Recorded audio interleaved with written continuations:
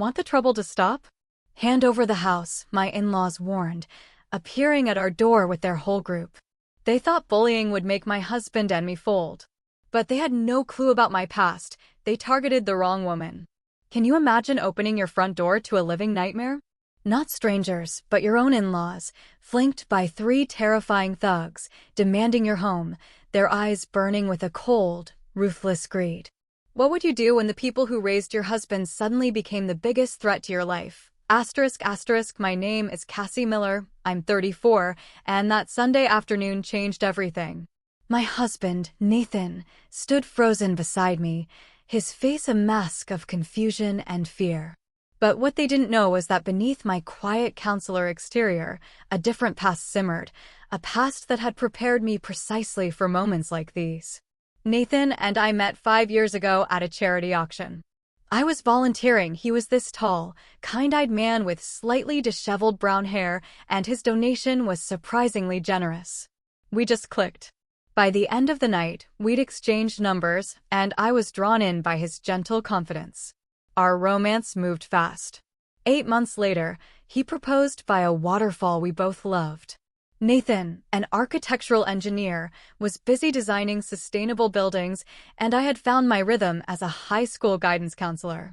What Nathan didn't know then was that my career choice was a deliberate escape. I loved helping teenagers, and the quiet predictability of school life offered a stability I'd craved for so long. Nathan often told me, "My grandmother would have loved you." Gloria had raised him for much of his childhood while his parents built their import business. When she passed away just 6 months after our wedding, we were heartbroken. But what we hadn't expected was the reading of her will. She left us the house. "The house is ours?" Nathan whispered in disbelief when the lawyer told us Gloria's Victorian home in the historic district now belonged to us. This wasn't just any property. Built in the 1890s, it was a 3-bedroom, 2-bath gem with a wraparound porch and ancient oak trees.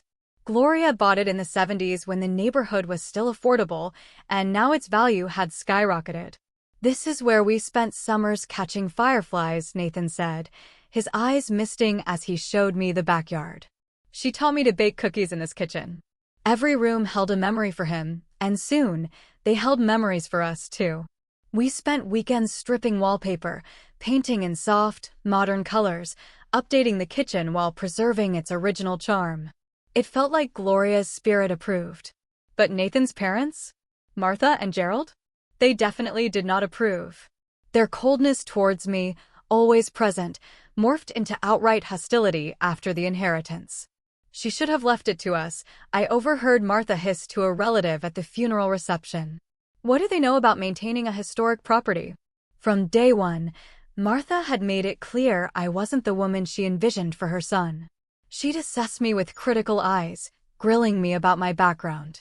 When I mentioned growing up with a single mom and attending state university on scholarships, her tight smile said everything about her opinion of me.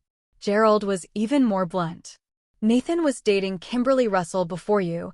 He'd mentioned at our engagement dinner, her father owns half the commercial real estate downtown, you know."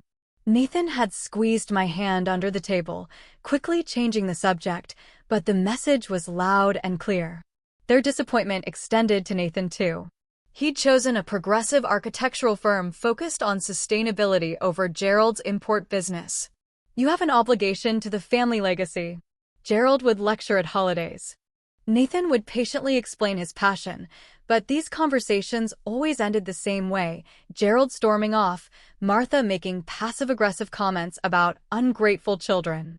Lately, though, the family dynamic had shifted. Nathan's sister, Elaine, called us concerned. "Dad's company is in serious trouble," she confided. "They lost their biggest supplier. There's talk of bankruptcy." Despite this, Martha and Gerald maintained their lavish lifestyle. Extravagant dinner parties, designer clothes, a new luxury car for Gerald. But cracks were showing. "Did you hear about Gerald's poker games?" Nathan's cousin Stephen whispered at a family gathering. "He's in deep with some sketchy characters, from what I hear." We'd seen hints of their desperation at the most recent family dinner. Gerald, too drunk, had slurred as we left, "That house is wasted on you too. No children to fill it." No appreciation for its value. Martha had quickly hushed him, ushering us out, but the comment stayed with me. There was something calculating in Gerald's eyes that made me deeply uneasy. They're just bitter about the inheritance, Nathan assured me on the drive home. They'll get over it. But something deep inside me, an old instinct, had awakened. I began to watch them more carefully. Those instincts, long dormant, would soon prove terrifyingly accurate. The doorbell rang on a Sunday afternoon. Nathan and I were planning our garden renovations. They didn't mention they were coming by, he said, surprised, as he opened the door. His warm greeting died on his lips. Standing behind his parents were three men. Martha wore a designer trench coat despite the mild weather, her makeup flawless, but her eyes held a hardness I'd never seen. Gerald stood squared, his expensive watch catching the light. "We need to talk," Gerald declared, pushing past Nathan into our foyer without waiting for an invitation. Martha followed, her heels clicking on the hardwood. The three men entered last, spreading out in our entryway in a way that immediately screamed threat. "This is Marcus," Gerald gestured to a tall, broad-shouldered man with a scar above his eyebrow. "And Devin and Troy," he added, nodding to the other two. Devin was shorter, but heavily muscled, tattoos visible. Troy was leaner, his calculating eyes scanning our home. "What's going on, Dad?" Nathan asked, his voice tense as he instinctively moved closer to me. "We've come to resolve the house situation," Martha said, her voice clipped and businesslike. "Things have become complicated, and we need a simple solution." Gerald pulled an envelope from his jacket pocket. "These are papers transferring ownership of this house to us. Sign them today, and we'll allow you to stay as tenants for 3 months while you find somewhere else." "What?" Nathan's voice rose in disbelief. "This is our house. Grandma Gloria left it to us legally." "Don't be naive," Gerald snapped. "The business is in trouble. We need liquid assets. And this house is the answer. You didn't earn it. You didn't pay for it. You just got lucky." "I'm not signing anything," Nathan said, his voice firm. "This is our home." Martha's expression hardened. "You don't understand the situation, Nathan. Your father has obligations that must be met. If they aren't, there could be consequences." "Are you threatening us?" I asked, finding my voice. Gerald's eyes slid to the three silent men. "I'm simply saying that accidents happen when debts aren't paid. Homes catch fire. Cars malfunction. People get hurt. Get out." Nathan's voice shook with anger. "Get out of our house right now." "Think carefully about this," Gerald said, placing the envelope on our side table. "You have 24 hours to make the right decision." They left without another word, the three men following them out to a black SUV parked at the curb. Nathan immediately locked the door and leaned against it, his face pale. "I can't believe this is happening," he whispered. "My own parents." He pulled out his phone, dialing his father's number. I could hear Gerald's voice through the speaker, cold and distant. "Have you come to your senses?" he asked, no preamble. "Dad, this is insane. You can't just demand our house and threaten us. What's really going on? Let me help you figure out another solution for the business." "There is no other solution. The house is worth over $1 million. That solves our problem. Your problem is deciding whether your home is worth more than your safety. You can't mean that. You're my father. Mom wouldn't let you do this. Your mother agrees completely. This is business, Nathan. Nothing personal. Nothing personal. You're threatening your own son." 24 hours, Gerald said firmly, and the line went dead. Nathan stared at his phone in disbelief. He hung up on me. My own father just threatened us and hung up on me. We moved to the kitchen where he collapsed into a chair, his hands shaking. I made him tea, my mind already racing, calculating risks and contingencies. "I don't understand how they could do this," Nathan said, his voice hollow. "These are the people who raised me. How could they bring criminals into our home and threaten us?" "I think your father is in deeper trouble than we realized," I said carefully. "Those men weren't just random thugs. They moved like professionals." Nathan looked up sharply. "How would you know that?" I hesitated. "Just an observation. The point is, we need to take this seriously. Those weren't idle threats." "Should we call the police?" Nathan asked. "Not yet," I said, surprising even myself. We don't have proof of threats, just implications. And if your father is mixed up with dangerous people, escalating too quickly could make things worse. So, what do we do? First, we increase security. New locks tonight. Security cameras tomorrow. I know someone who can install them quickly. I was already mentally reviewing the house's vulnerabilities. I should try to talk to my mother alone, Nathan suggested. Maybe she'll be reasonable if my father isn't there. I nodded, though I doubted it. The cold determination in her eyes had told me everything. We'll figure this out, I assured him, squeezing his hand. They picked the wrong house to target. Nathan gave me a weak smile, not understanding the full meaning behind my words. He couldn't know that the skills I'd spent years trying to leave behind were already reawakening, that my mind was already mapping out defensive strategies. For now, I would let him believe we were just a normal couple facing an unusual threat. But if Gerald and his hired muscle pushed us further, they would discover exactly why they had indeed picked the wrong target. 3 days after the ultimatum, Nathan woke me at 6 in the morning, his voice tight with anger. They slashed my tires, he said. I followed him to the driveway in my bathrobe. His car sat lopsided, all 4 tires flat, clearly knife cuts in the rubber. The driver's side door had been keyed with a deep scratch. Under the windshield wiper was a note. This is just the beginning. Reconsider our offer. We're calling the police, I said firmly, all hesitation gone. This was documented property damage with an implicit threat. We needed an official record. Officer Ryan Davis arrived 30 minutes later, a solidly built man with a methodical approach I appreciated. He documented everything, took the note as evidence, and asked the right questions. Do you have any security cameras? He asked, looking around. Being installed tomorrow, I told him. We've had verbal threats recently. From whom? He asked, pen poised. Nathan hesitated, then sighed. My parents. They want us to sign over the house. My father's business is failing and they need money. Officer Davis frowned. And you believe they're responsible for this vandalism? They came with 3 men 3 days ago, I explained. My father implied that accidents could happen if we didn't cooperate. The officer made detailed notes. I'll file the report, but without witnesses or video evidence, it's going to be difficult to prove who did this. We understand, I said. We just want it on record in case things escalate further. I'd recommend a restraining order, Officer Davis suggested, and get those cameras installed as soon as possible. After he left, Nathan called his boss to explain he'd be late. My car has been vandalized, he said wearily. I need to get it towed and find a rental. I drove him to work after arranging the tow. He was quiet, his face drawn. I'll pick you up at 5, I told him as he got out. Call me if anything happens. Thanks, Cassie, he said, leaning in to kiss me. I don't know what I'd do without you right now.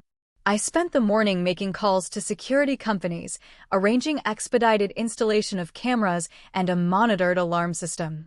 I also withdrew cash from our emergency fund. At 2:30, my phone rang. It was Nathan.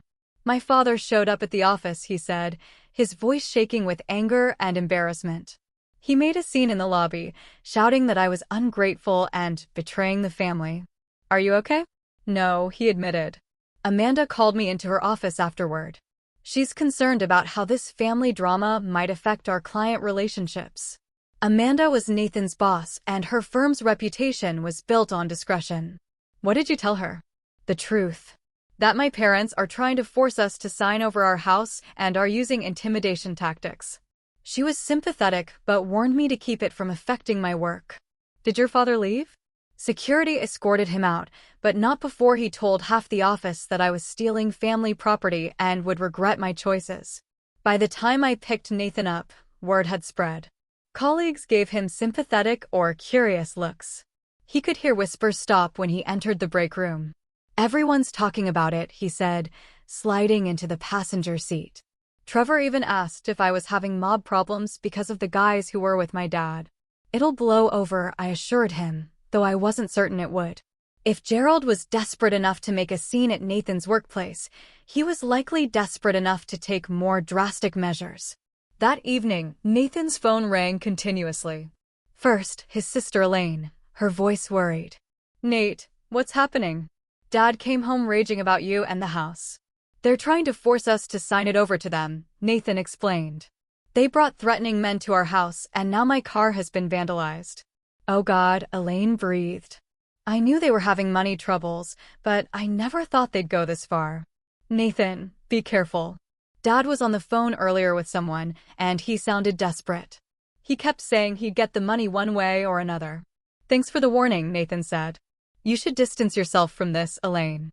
I don't want you caught in the middle. You're my brother. I'm already in the middle, she said firmly. I'll let you know if I hear anything else. The next call was less supportive. Nathan's brother, Richard, who worked in their father's business, was coldly angry. You're going to destroy this family, he accused, no preamble. The business is on the brink, and you're sitting in $1 million house you did nothing to earn. That house was Grandma's gift to us, not a family asset, Nathan argued. And threatening us isn't going to change that. You always were selfish. Richard spat. When this company goes under and 30 employees lose their jobs, that's on you. And don't think this ends with a few scratches on your precious car. Dad has connections you don't want to mess with. Nathan ended the call and turned off his phone, his hands shaking. My own family, he whispered. My own brother threatening me now. I sat beside him on the couch, holding his hand. We'll get through this. The security system will be installed tomorrow, and I've already spoken to a lawyer about the restraining order. I keep thinking this can't be real, Nathan said. That I'll wake up and my parents will be the people I thought they were. I didn't know how to tell him that people often aren't who we believe them to be. That sometimes the masks they wear are so convincing that when they finally slip, the reality is unrecognizable. I had learned that lesson years ago in my former career. Nathan was learning it now in the most painful way possible. Try to get some sleep, I said gently. I'll stay up and keep watch tonight. You can't stay up all night, he protested. Trust me, I said with a small smile. I've had practice. He didn't question what I meant. Too exhausted by the day's events to notice the hint about my past. As he fell into a troubled sleep, I positioned myself near the window, prepared for a long night of vigilance. The security installation couldn't come soon enough. And soon, I would need to make a decision about how much of my past to reveal to Nathan, because if things continued to escalate, I would need to employ skills I had hoped never to use again. The week following the car vandalism brought a tense quiet. Too quiet. Nathan's parents made no contact. The threatening men didn't return. But instead of relief, I felt mounting dread. This wasn't a retreat. It was tactical patience. On Friday afternoon, while Nathan was at work, I made a decision. Sitting alone in our kitchen, I stared at my phone, contemplating the call I was about to make. Once I took this step, there would be no going back to the life I'd carefully constructed. I dialed a number I hadn't used in 5 years. Harris, a familiar voice answered. Amanda, it's Cassie Miller, formerly Cassandra Reynolds. There was a pause. Holy *T Reynolds. I thought you fell off the face of the earth. I needed a clean break, I explained. But now I need your help. Detective Amanda Harris had been my closest colleague at the Bureau. We'd worked together on the Donovan case, the one that ultimately led to my departure from the FBI. You in trouble? She asked, her tone immediately professional. My husband's family is. His father's gotten involved with some dangerous people. They're trying to force us to sign over our house, and I'm concerned about escalation.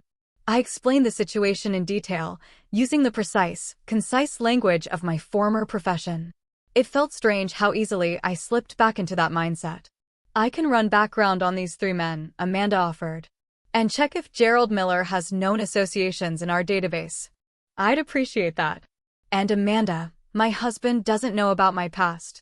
None of it? She asked, surprised. He thinks I've always been a high school counselor who moved here for a fresh start after a bad breakup. Amanda whistled low. That's quite a cover story. You planning to tell him now? I don't see how I can avoid it. Not if I'm going to protect him properly. After ending the call, I spent the afternoon preparing. I retrieved a locked box from the back of our closet. Inside was a small Glock 43, properly registered and maintained, though I hadn't fired it in years.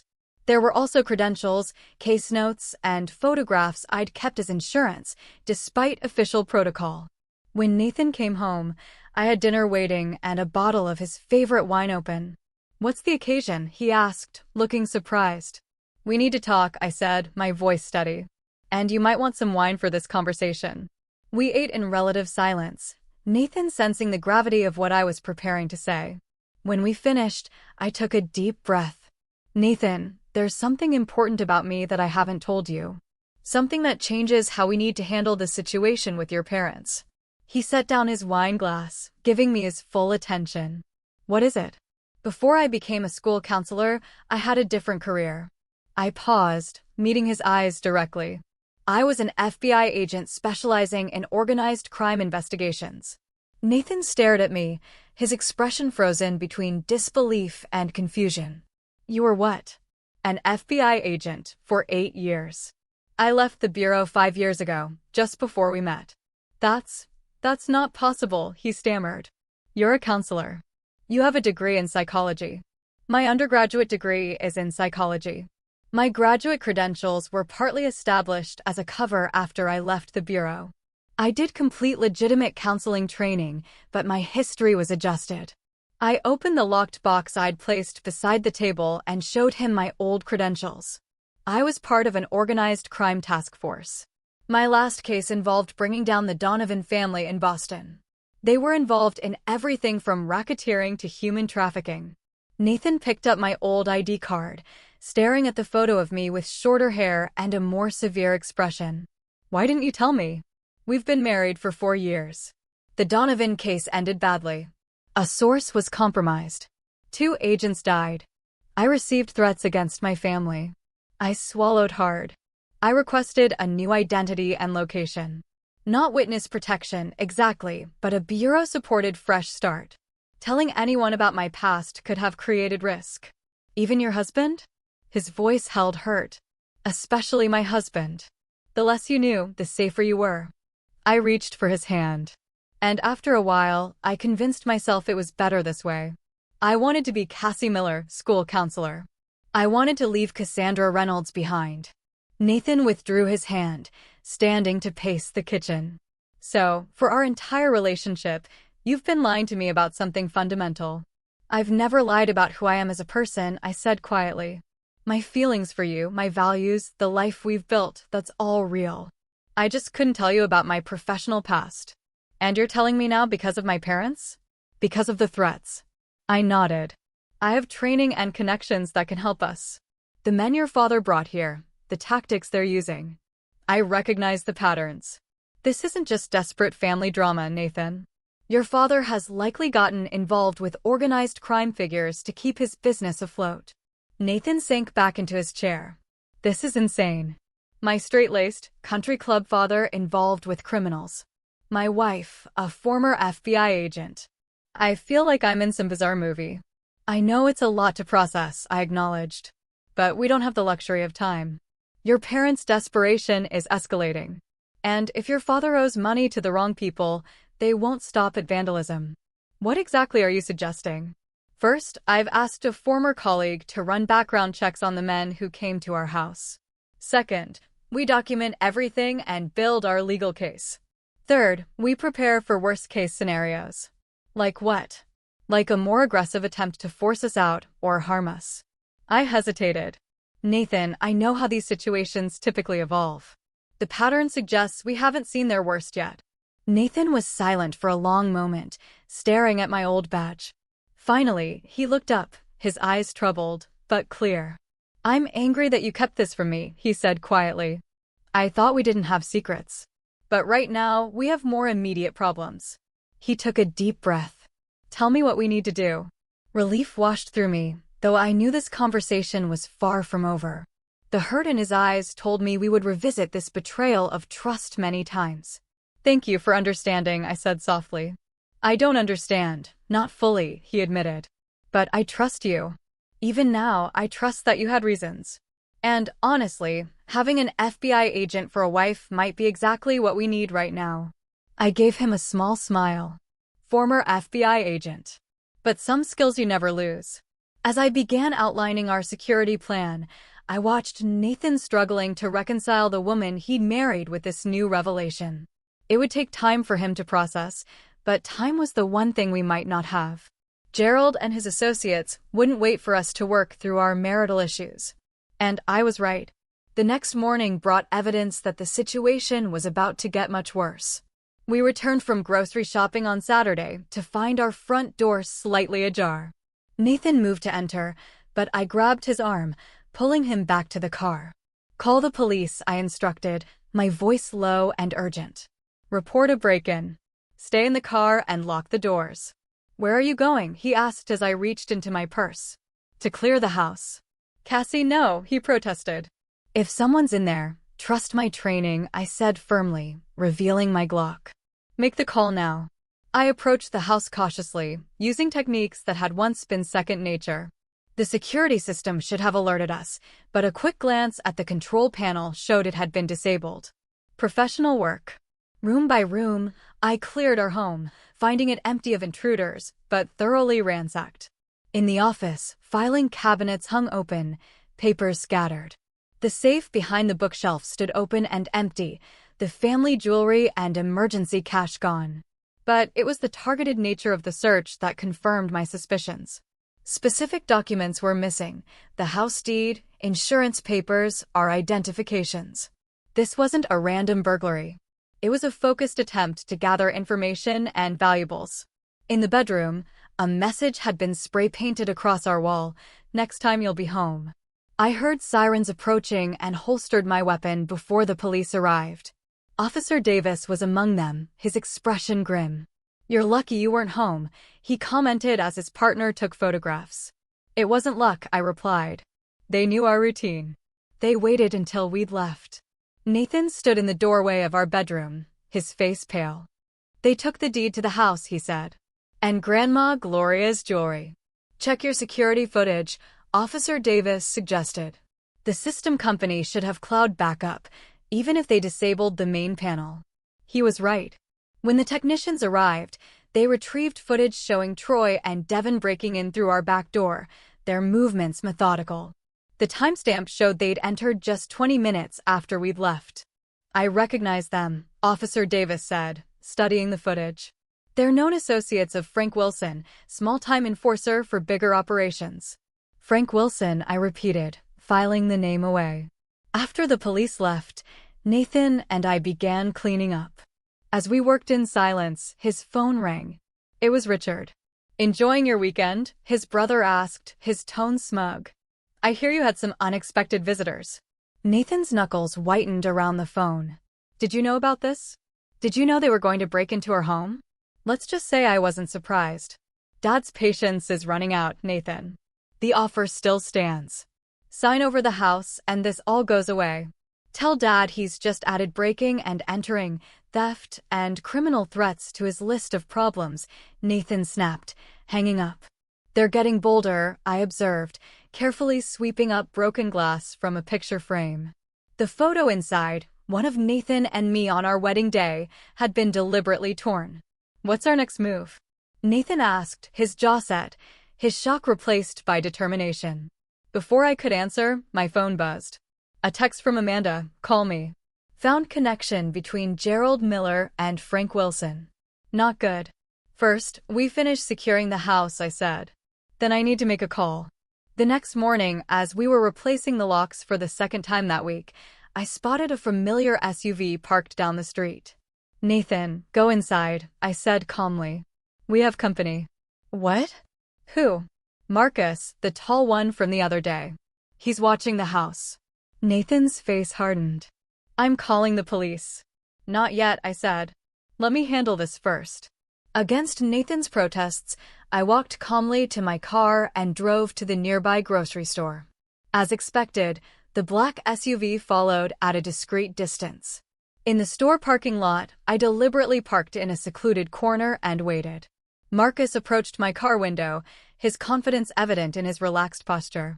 He clearly didn't view me as a threat. "Mrs. Miller," he said with a smile that didn't reach his eyes. "Funny running into you here." "Is it?" I asked coolly. "Seems like you've been running into me quite deliberately." He chuckled. "Just keeping an eye on a valuable property. Your father-in-law is very concerned about his investment." It's not his investment, I replied. And you can tell him and Frank Wilson that harassment and breaking and entering are serious charges. A flicker of surprise crossed his face at the mention of Wilson's name. I don't know what you're talking about, lady, but accidents happen to nice houses like yours. Electrical fires, gas leaks, tragic things. Especially when the owners are inside. I stepped out of the car, watching his posture change slightly as he reassessed me. Let me be very clear, I said, my voice dropping. I know exactly who you are and who you work for. Your presence at my property has been documented and reported. If anything happens to our house or to us, the evidence leads directly to you, to Wilson, and to Gerald Miller. You threatening me? He asked, his amusement fading. No, I'm informing you of facts. Now, here's another fact. I'm not the defenseless housewife you think I am. So the next time you or your friends come to my property uninvited, be prepared for consequences. I held his gaze steadily until uncertainty crept into his expression. People like Marcus relied on intimidating the vulnerable. When that dynamic shifted, they often retreated to reassess. Just delivering a message, he finally said, stepping back. Mr. Miller wants this resolved by Monday, one way or another. Duly noted, I replied, getting back into my car. I have a message too. Tell Frank Wilson to research who he's dealing with. The name Cassandra Reynolds might interest him. I drove away, watching in my rearview mirror as Marcus stood frozen in the parking lot. Using my former name was a calculated risk, but one that might buy us time if Wilson was smart enough to do his homework. When I returned home, Nathan was frantic. What were you thinking? Confronting him alone. Creating uncertainty, I explained. People like Marcus rely on fear. When you show none, it disrupts their playbook. And if he had attacked you, he wouldn't. Not in public, not without orders. I touched Nathan's cheek gently. Trust me to know how these people operate. The next day, we met with Rebecca Foster, a lawyer specializing in property disputes and restraining orders. Her office was in a converted Victorian, not unlike our own home, with modern security discreetly integrated. Based on what you've told me, we have grounds for both criminal charges and civil action, Rebecca explained. The documented threats, the break-in, the vandalism, all create a clear pattern of harassment and intimidation. What about the house itself? Nathan asked. Could they have any legal claim to it? None whatsoever, Rebecca assured him. I've reviewed the will and property transfer. It's ironclad. Your grandmother left it specifically to you, not to your parents. There's more, I added. I have reason to believe Gerald Miller is in debt to Frank Wilson, a known criminal figure in the area. The pressure to acquire our property likely stems from this debt. Rebecca's eyebrows rose. That adds a serious dimension. If we can prove that connection, the criminal charges become much more severe. My former colleague is gathering evidence on that front, I said with a glance at Nathan. He still tensed slightly at references to my previous career. I'll file for an emergency restraining order tomorrow morning, Rebecca said. In the meantime, document everything. Avoid direct contact with any of these individuals and maintain your security measures. As we left the lawyer's office, Nathan looked more resolute than he had in days. I'm done being a victim in this, he said firmly. It's time we fought back. I squeezed his hand. That's exactly what we're going to do. Monday morning, I made a series of calls while Nathan reluctantly went to work, escorted by a private security guard we'd hired. Amanda Harris was my first call. What have you found? I asked without preamble. Your father-in-law is in deep, Amanda replied. He owes Wilson nearly $800,000 from gambling debts and failed investments. Wilson's using the debt to launder money through the import business, I mused. That explains the desperation for liquid assets. The house would solve his immediate problem. There's more, Amanda continued. Wilson's operation is being investigated by the Boston field office as part of a larger RICO case. Your father-in-law is already on their radar. Can you connect me with a case agent? Already did. Jessica Parker is expecting your call. She's particularly interested in the 3 musclemen who've been harassing you. Jessica Parker turned out to be a sharp, no-nonsense agent with an impressive record of organized crime convictions. We met at a coffee shop downtown to maintain a lower profile. Your father-in-law picked the wrong partners, Jessica told me over espresso. Wilson is under pressure from higher-ups. When people get desperate, they make mistakes, like sending the same men to threaten us and then break into our home, I noted. Exactly. We've been building a case against Wilson for months, but we've lacked direct evidence of his enforcement tactics. Your situation provides that connection. What are you proposing? A coordinated approach. We continue our investigation while you maintain the pressure through legal channels. If Wilson or your father-in-law escalate, we'll have cause for more direct intervention. And if they come after us more aggressively in the meantime? Jessica smiled slightly. From what I remember of your work on the Donovan case, you're more than capable of handling yourself until backup arrives. With law enforcement now formally in the loop, I turned my attention to our home security. The system installed after the break-in was good, but not good enough. I called in a specialist I'd worked with during my bureau days, a former Army Ranger named Michael Sullivan, who now ran a private security firm. The existing setup has too many vulnerabilities, Michael concluded after inspecting our property.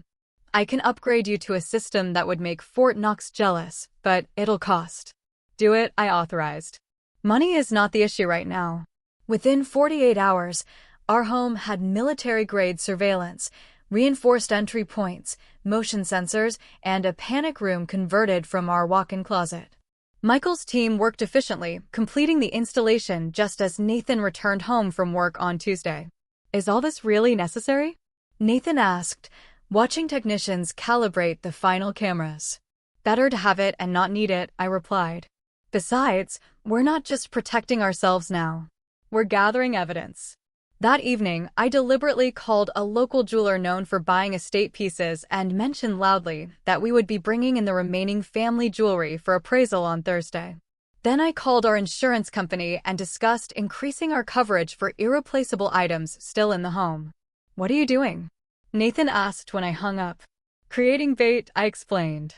We need them to make another move, but this time on our terms.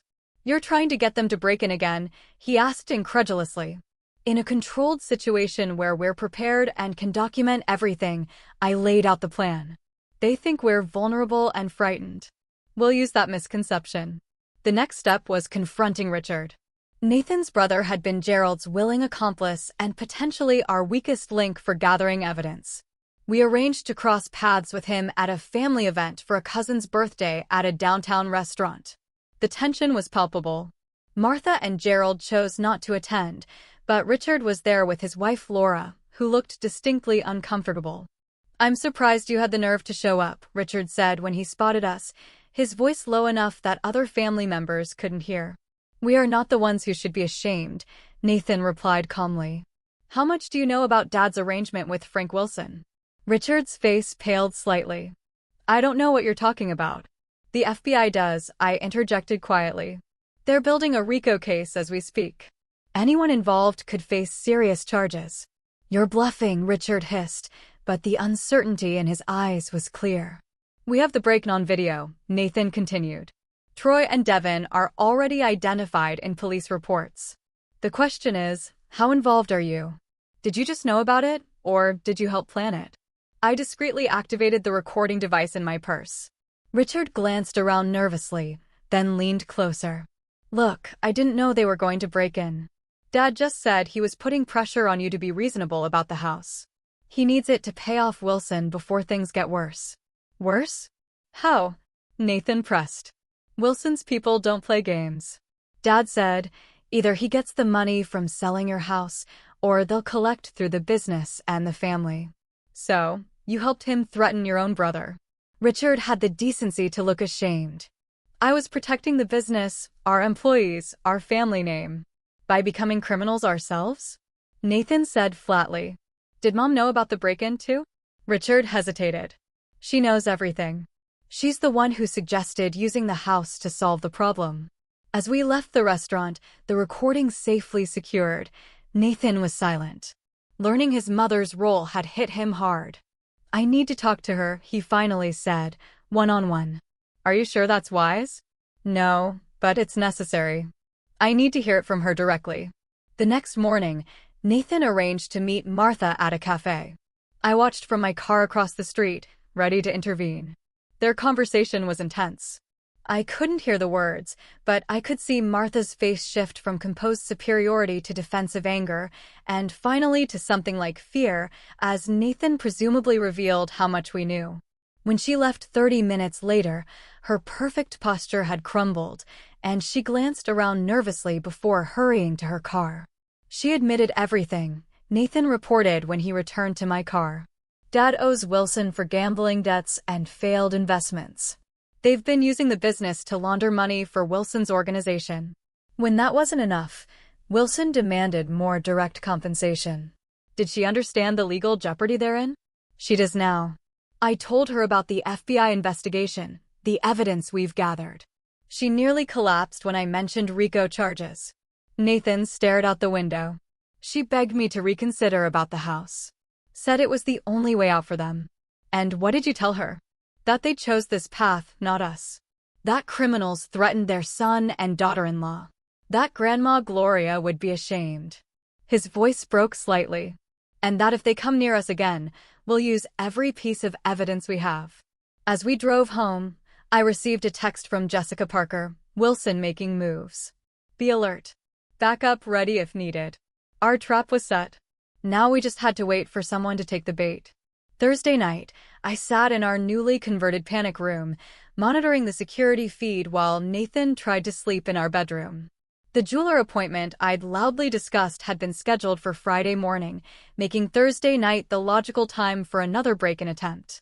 At 11:43, the perimeter alarm silently alerted me to movement in our backyard. 3 figures appeared on the infrared camera approaching the rear door.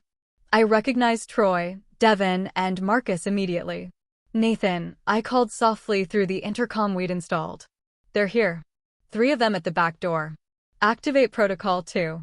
Nathan had insisted on being part of the plan despite my concerns. He quickly moved his position in the upstairs hallway, where he could monitor the second floor while staying safely out of sight. I watched as Troy worked on our back door lock while the others kept watch.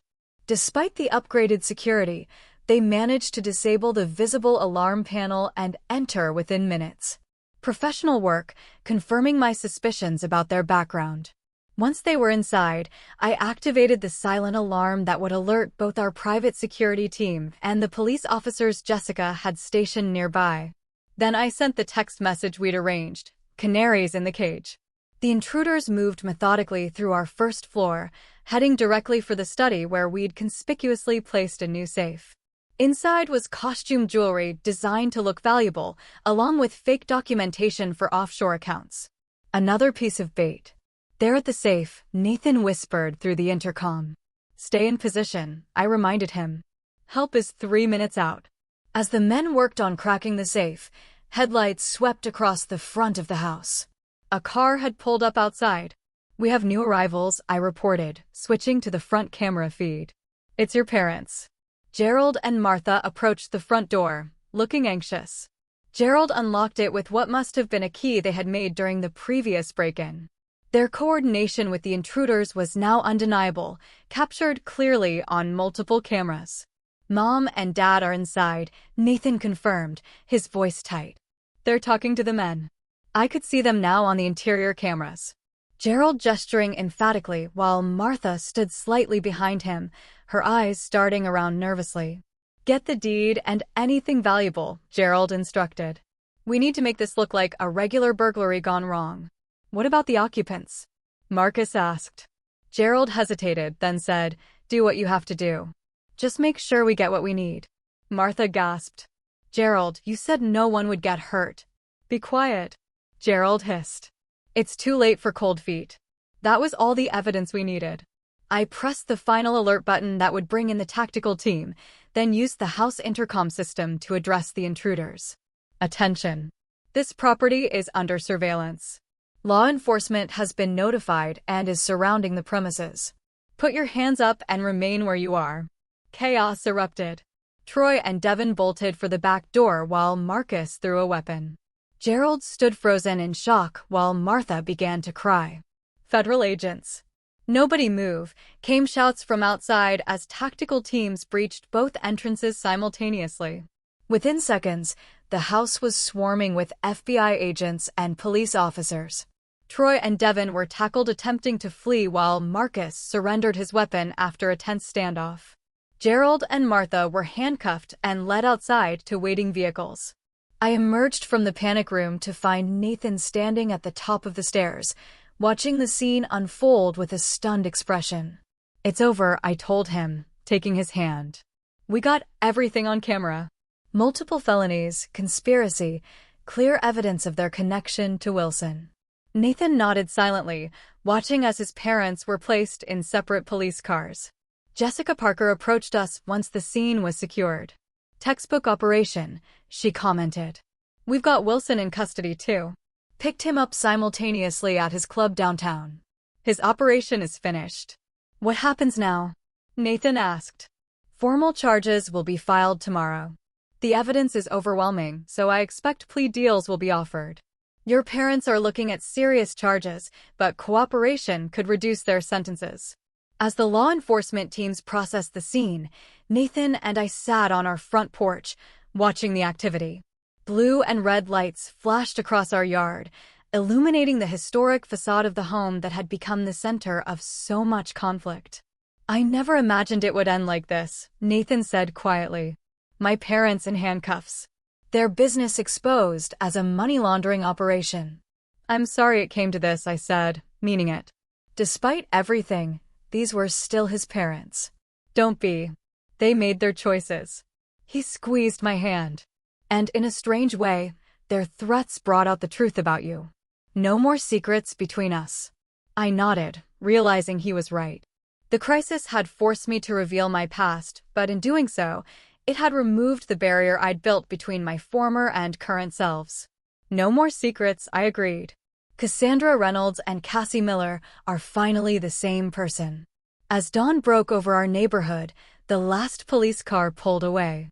Our house stood quiet once more, but fundamentally changed. Like us, it had weathered a storm and remained standing, perhaps stronger for having been tested. The legal proceedings moved swiftly. With overwhelming evidence and the broader RICO investigation into Wilson's organization, prosecutors had a powerful case. Gerald faced charges of conspiracy, extortion, money laundering, and solicitation of burglary.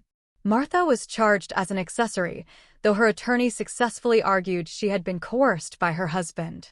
Troy, Devin, and Marcus quickly turned on their employers, offering testimony against both Wilson and Gerald for reduced sentences. Richard, too, found himself facing charges for his role in the intimidation campaign. Nathan testified at his father's preliminary hearing, his voice steady as he recounted the threats and break-ins. I sat in the courtroom, watching his strength with pride. "My father betrayed everything he claimed to value," Nathan told the court. "Family, honesty, integrity. He was willing to put his own son and daughter-in-law at risk of physical harm to solve problems of his own making." Gerald barely looked at Nathan during the testimony, his eyes fixed on the table in front of him. Martha, seated separately, wept quietly. In the end, Gerald accepted a plea deal that would send him to federal prison for 12 years. Martha received 5 years probation and community service. Their business was liquidated to pay restitution, and both were barred from financial industry positions for life. The aftermath rippled through the family. Some relatives refused to speak to us, blaming Nathan for destroying the family. Others, like Elaine, stood firmly by our side. "I always knew Dad had a dark side," she confided over coffee one afternoon. "The way he'd threatened to cut off my college funds whenever I disagreed with him. The way he'd pit Richard and Nathan against each other. But I never imagined he'd go this far." Richard's situation proved complicated.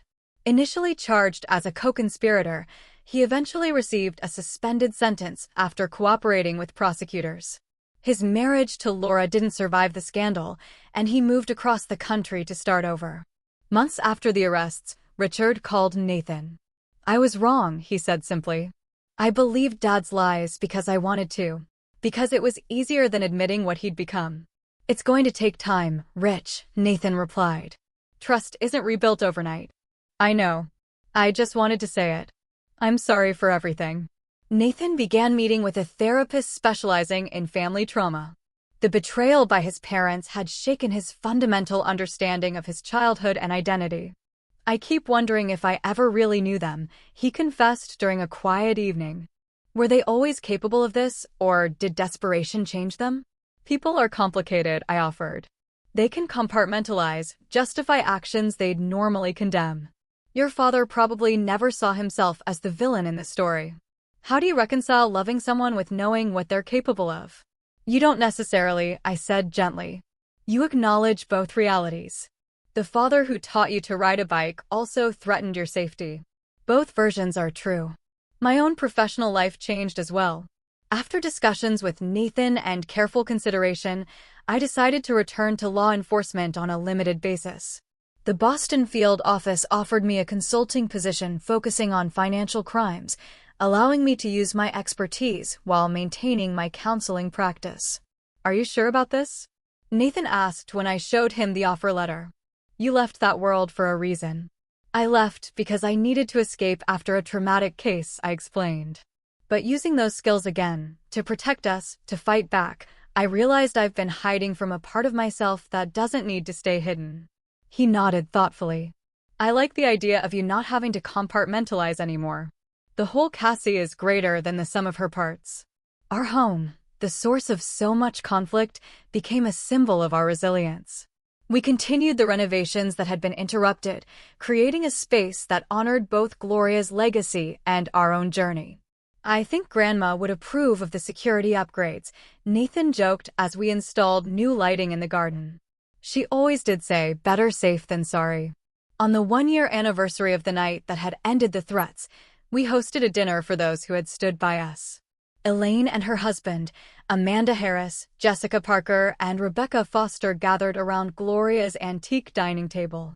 We raised glasses in a toast.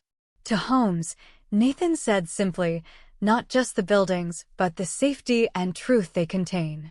"And to picking the wrong targets," I added with a smile, taking his hand. As our friends laughed and conversation flowed, I looked around at the home we'd fought so hard to protect. It wasn't just the physical structure that had been threatened, but the life and future we were building together. In fighting for one, we had strengthened the other. Later that night, as Nathan and I stood on our porch looking at the stars, he put his arm around me. "You know, when I first found out about your FBI past, I was shocked. But now, I can't imagine you any other way. Even with all the complications it brought? Especially with those. Because that's what made you who you are. The complications, the contradictions, the strength that comes from overcoming them." I leaned my head against his shoulder, feeling truly at home in both our house and my identity for the first time in years. "You were right that night," Nathan murmured. "They really did pick the wrong target. Seriously, what would you have done in our shoes? Have you ever had family turn on you like this? I really want to know what you think."